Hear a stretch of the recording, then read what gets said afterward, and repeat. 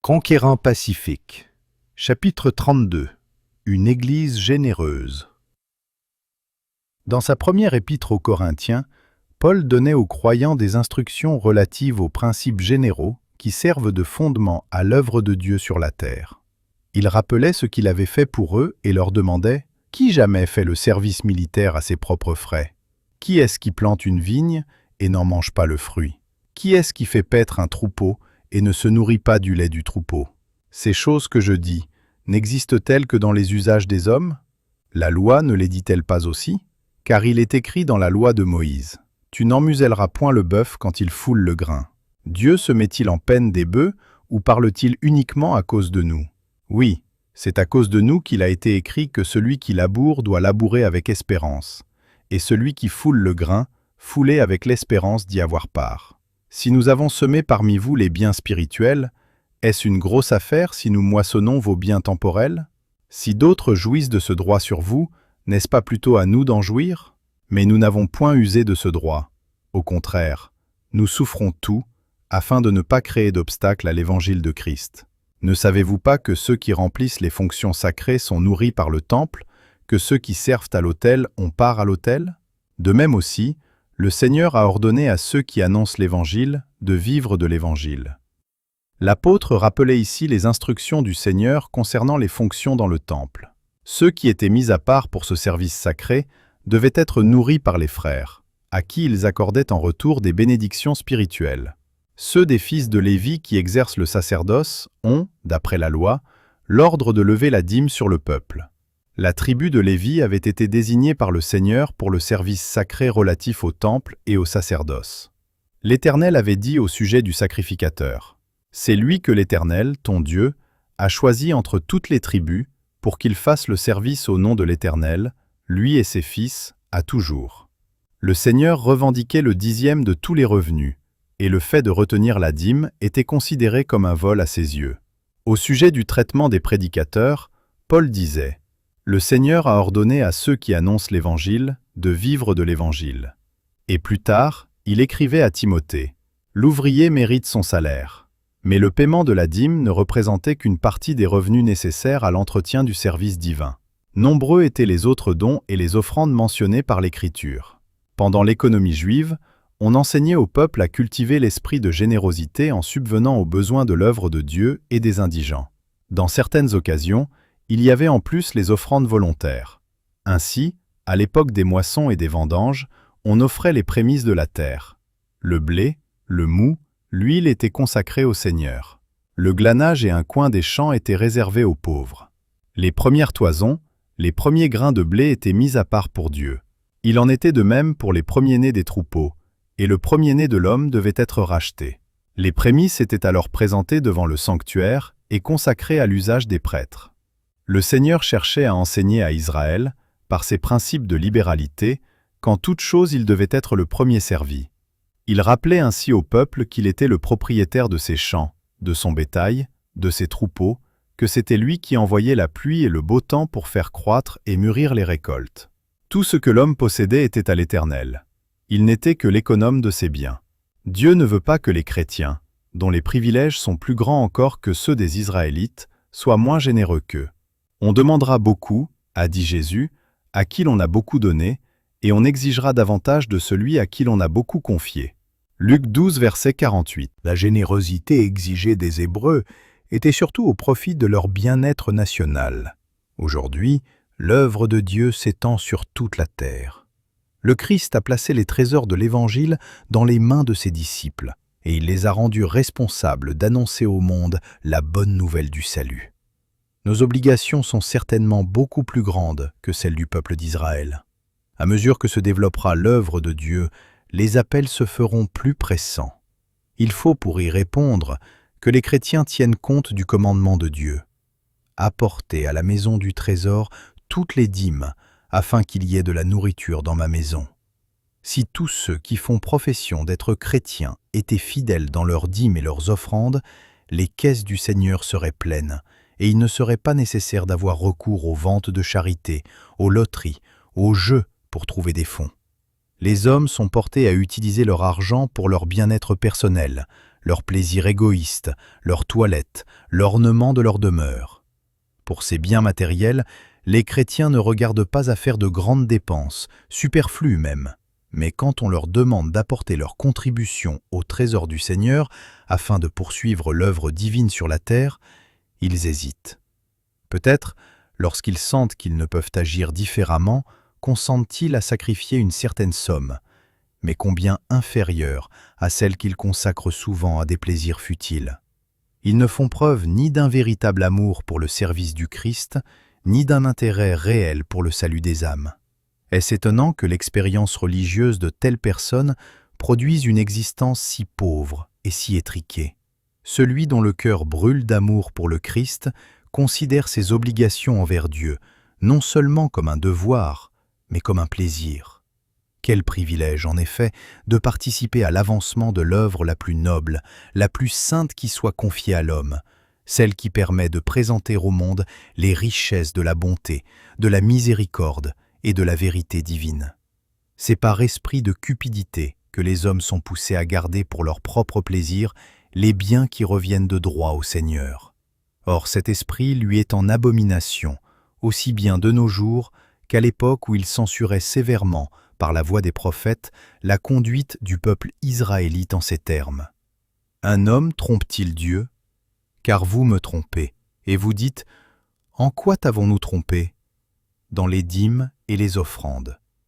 Vous êtes frappés par la malédiction, et vous me trompez, la nation tout entière. La générosité est au contraire d'essence divine. C'est dans le sacrifice du Christ sur la croix qu'elle s'est manifestée à son plus haut degré. Le Père céleste a donné son Fils unique pour nous. Après avoir tout quitté, le Christ s'offrit lui-même afin de sauver les pécheurs. La croix du Calvaire devrait donc être pour tout chrétien une invitation à la générosité. Le principe qui s'en dégage est celui de donner, donner encore. Celui qui dit qu'il demeure en lui, dit saint Jean, doit marcher aussi comme il a marché lui-même. Par contre, l'esprit d'égoïsme est l'esprit même de Satan. L'esprit du monde se caractérise par la soif d'amasser, d'amasser toujours. On espère s'assurer ainsi le bonheur et la vie facile, mais tout cela n'aboutit qu'à la misère et à la mort. Les intarissables bénédictions de Dieu nous engagent à lui donner en retour la part des biens qu'il nous réclame. Non seulement nous devons lui offrir ce qui lui revient, mais il faut que nous apportions aussi dans son trésor, en signe de gratitude, de généreux tributs. Que les enfants de Dieu consacrent donc à leur Créateur, d'un cœur joyeux, les prémices de leurs revenus, leurs plus précieuses richesses, ainsi que leurs services les plus désintéressés et les plus fidèles. Ils recevront de cette manière les plus riches bénédictions. Dieu rendra leur âme semblable à un jardin arrosé, où les eaux ne manqueront jamais. Et lorsque la grande moisson aura lieu, les gerbes qu'ils apporteront à leur maître représenteront leur propre récompense. Elles seront le prix de l'emploi désintéressé qu'ils auront fait des talents qui leur avaient été remis. Les serviteurs de Dieu, qui combattent aux avant-postes, ne devraient jamais faire le service militaire à leurs propres frais, mais être soutenus par l'ardente affection de leurs frères. C'est aux membres d'Église qu'il incombe de pourvoir généreusement aux besoins de ceux qui abandonnent leur position sociale pour consacrer leur vie au ministère. Lorsque les prédicateurs de l'Évangile sont encouragés par les fidèles, l'œuvre de Dieu progresse rapidement. Mais quand, par l'égoïsme des hommes, ils ne reçoivent pas le salaire qui leur est dû, leur force décline et leur activité est souvent paralysée. Le déplaisir de Dieu se manifeste contre ceux qui, tout en se prétendant ses disciples, admettent que les serviteurs, dévoués à sa cause et directement engagés dans le ministère, manquent du nécessaire. Ces chrétiens égoïstes seront appelés à rendre compte, non seulement du mauvais emploi de l'argent du Seigneur, mais encore du découragement et du chagrin que leur conduite aura causé à ces fidèles serviteurs. Ceux qui ont été appelés à l'œuvre du ministère et ont tout abandonné à l'appel de Dieu pour entrer à son service doivent recevoir un salaire suffisant pour subvenir à leurs propres besoins ainsi qu'à ceux de leur famille. Tant sur le plan intellectuel que sur le plan physique, les travailleurs sérieux appartenant aux différents secteurs professionnels arrivent à percevoir des salaires élevés.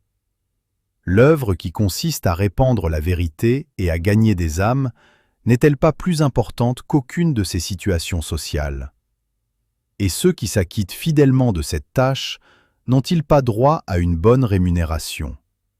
Notre manière d'évaluer une fonction à caractère spirituel, comparativement à un travail qui concerne le seul bien physique, révèle la manière dont nous apprécions les choses célestes par rapport aux choses d'ici-bas.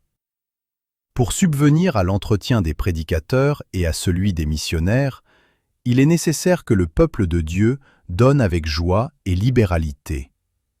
Une responsabilité solennelle incombe aux ministres, qui doivent rappeler constamment aux fidèles les besoins de l'œuvre de Dieu et leur enseigner la pratique de la générosité. Quand les églises manquent à leur devoir de charité, non seulement l'œuvre du Seigneur en souffre, mais les bénédictions ne peuvent être répandues sur elles. Les pauvres eux-mêmes devraient apporter leur offrande à Dieu. Qu'ils deviennent participants de la grâce divine en renonçant à eux-mêmes pour venir en aide à ceux dont les besoins sont plus impérieux que les leurs. Le don du pauvre, l'objet de son renoncement, monte vers Dieu comme une offrande de bonne odeur. Tout acte inspiré par le sacrifice volontaire fortifie l'esprit de générosité chez le donateur.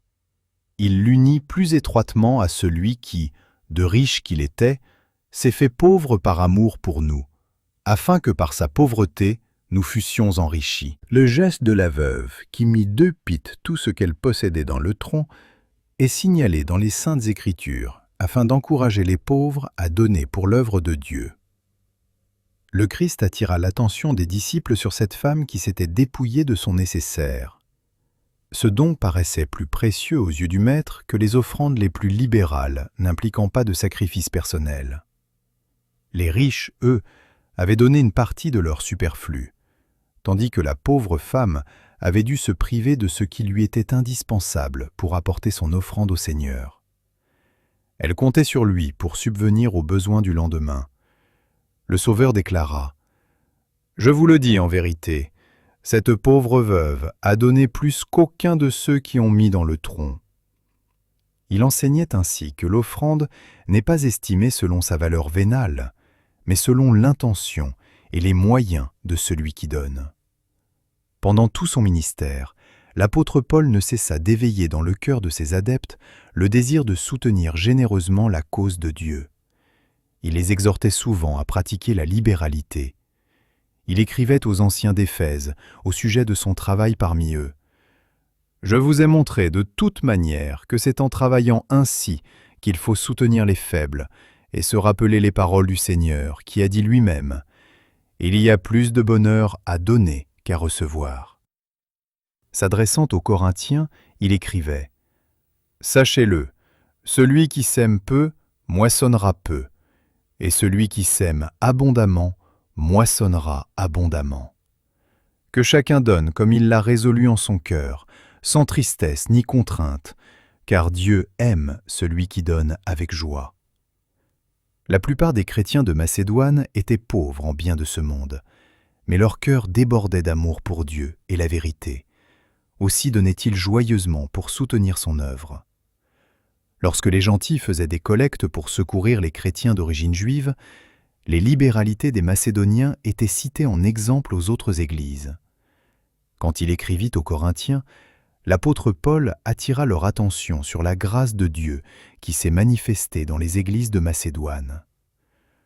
Au milieu de beaucoup de tribulations qui les ont éprouvées, leur joie débordante et leur pauvreté profonde ont produit avec abondance de riches libéralités de leur part. Ils ont, je l'atteste, donné volontairement selon leurs moyens et même au-delà de leurs moyens, nous demandant avec de grandes instances la grâce de prendre part à l'assistance destinée aux saints. Cette volonté de sacrifice de la part des Macédoniens était le résultat d'une consécration complète. Poussés par l'Esprit de Dieu, ils se sont d'abord donnés eux-mêmes au Seigneur. Ensuite, ils ont été très généreux pour soutenir l'œuvre du Maître. Il n'était pas nécessaire de faire pression sur eux, car ils étaient heureux de se priver même du nécessaire pour subvenir aux besoins des autres. Lorsque l'apôtre voulait les modérer dans leur générosité, il le suppliait d'accepter leurs offrandes. En toute simplicité et en toute intégrité, animés par un profond amour pour leurs frères, ils renonçaient à eux-mêmes et excellaient ainsi dans l'œuvre de la bienfaisance. Quand Paul envoya Tite à Corinthe pour affermir la foi des chrétiens, il le chargea d'édifier l'Église dans la pratique de la bienfaisance. Dans son épître aux Corinthiens, l'apôtre leur adressa un appel personnel. « De même que vous excellez en toutes choses, en foi, en parole, en connaissance, en zèle à tous égards, et dans votre amour pour nous, faites en sorte d'exceller aussi dans cette œuvre de bienfaisance. Achevez donc maintenant d'agir, afin que l'accomplissement selon vos moyens réponde à l'empressement que vous avez mis à vouloir. La bonne volonté, quand elle existe, est agréable en raison de ce qu'elle peut avoir à sa disposition, et non de ce qu'elle n'a pas. Et Dieu peut vous combler de toutes sortes de grâces, afin que, possédant toujours en toutes choses de quoi satisfaire à tous vos besoins, vous ayez encore en abondance pour toute bonne œuvre. Vous serez de la sorte enrichis à tous égards pour toute espèce de libéralité, qui, par notre moyen, feront offrir à Dieu des actions de grâce. » Les offrandes désintéressées enthousiasmaient la jeune Église de Corinthe, car les nouveaux convertis savaient qu'ils contribuaient ainsi à la proclamation de l'Évangile dans les pays où régnaient les ténèbres. Leur générosité prouvait qu'ils n'avaient pas reçu la grâce de Dieu en vain. Quelle pouvait être la cause d'une telle générosité, sinon la sanctification de l'esprit? Pour les croyants et les non-croyants, cette générosité apparaissait comme un miracle de la grâce. La richesse spirituelle d'une Église est étroitement liée à la générosité chrétienne. Les disciples du Christ devraient se réjouir du privilège qu'ils possèdent en révélant par leur vie la magnanimité de leur Rédempteur. Tout en apportant leur offrande au Seigneur, ils ont l'assurance que ce qu'ils donnent de plus précieux s'élève comme un encens jusque dans les parvis célestes. Les hommes veulent-ils s'assurer une sécurité véritable? Qu'ils placent leurs biens dans les mains qui portent les marques de la crucifixion? Veulent-ils en avoir la jouissance? Qu'ils les emploient au bénéfice des pauvres et des indigents? Veulent-ils augmenter leurs revenus? Qu'ils tiennent compte de ce commandement de Dieu: « Honore l'Éternel avec tes biens et avec les prémices de tout ton revenu. » Alors tes greniers seront remplis d'abondance et tes cuves regorgeront de moût. Ceux qui cherchent à garder leur richesse pour des fins égoïstes courent à leur perte éternelle, mais qu'ils donnent leur revenu à Dieu. Alors, leurs biens porteront le sceau divin, celui de l'immutabilité céleste. Dieu déclare: « Heureux vous qui partout semez le long des eaux. » Chaque fois que sa cause et les besoins de l'humanité exigent notre aide, l'offrande continuelle des dons de Dieu ne saurait engendrer la pauvreté. Tel qui donne libéralement devient plus riche, et tel qui épargne à l'excès ne fait que s'appauvrir. Le semeur multiplie sa semence en la jetant abondamment. Il en est de même pour ceux qui administrent les dons de Dieu avec fidélité. Tout en partageant leurs biens avec les autres, ils augmentent leur bénédiction personnelle. Dieu ne nous a-t-il pas fait cette promesse? « Donnez, et il vous sera donné. On versera dans votre sein une bonne mesure, serrée, secouée et qui déborde. » Luc 6, verset 38.